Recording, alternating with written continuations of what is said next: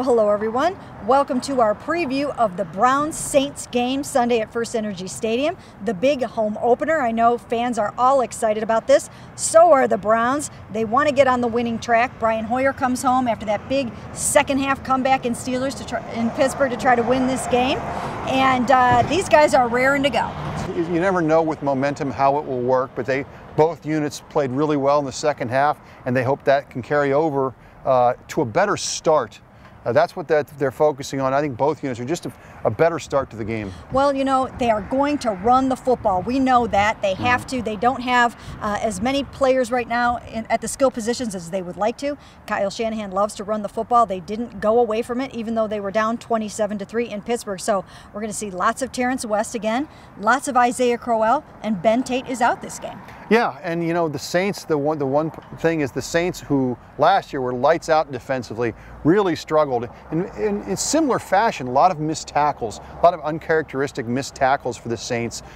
So you know Rob Ryan's going to want to have him a better showing, especially at a place where he used to coordinate. Oh, that's right. Rob Ryan is going to be raring to go for this game. He's coming in here, and you know he's going to want to have a good game against his former team. Of course, he was very upset about having to leave here, and he's going to want to match wits against Mike Pettin, who is close to the Ryan family. Rex Ryan is his mentor, so they all know each other very well.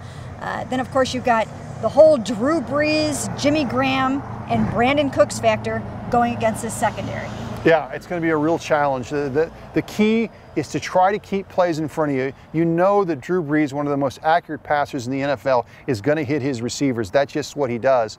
But if they can keep those plays down to a minimum as far as long passes, last week they really got beat on some of those plays. But well, you know what? And again, and we've talked about this before, rookie Justin Gilbert has been struggling, and you know, the guys are trying to rally around him and get him to increase his performance, but the guys behind him that can funnel in there are a couple of other rookies. So if they give any reps against Drew Brees to anyone else, it's going to have to be Robert Nelson and Kwan Williams, a couple of other rookies. It'll be interesting to see how Mike Pettin and Jim O'Neill scheme this game. If there's ways that they can, sometimes when guys are struggling, they can scheme things where the guys aren't exposed as much, and we'll see if those guys try to do that in regards to with the Saints and how dangerous they are. Right, you might not want to leave Justin Gilbert on an island as much as he has been.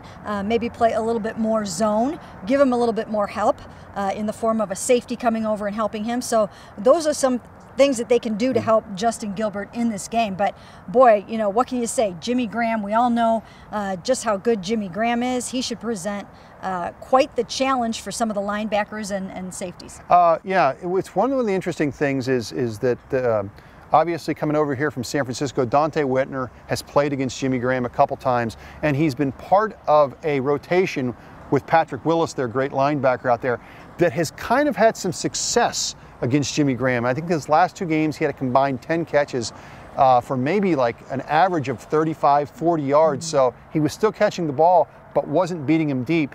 He's gone to the coach's staff and said, look, this is what worked for us. I don't know if you want to incorporate it or not. So it'll be interesting to see how much he's involved in the actual coverage of Jimmy Graham.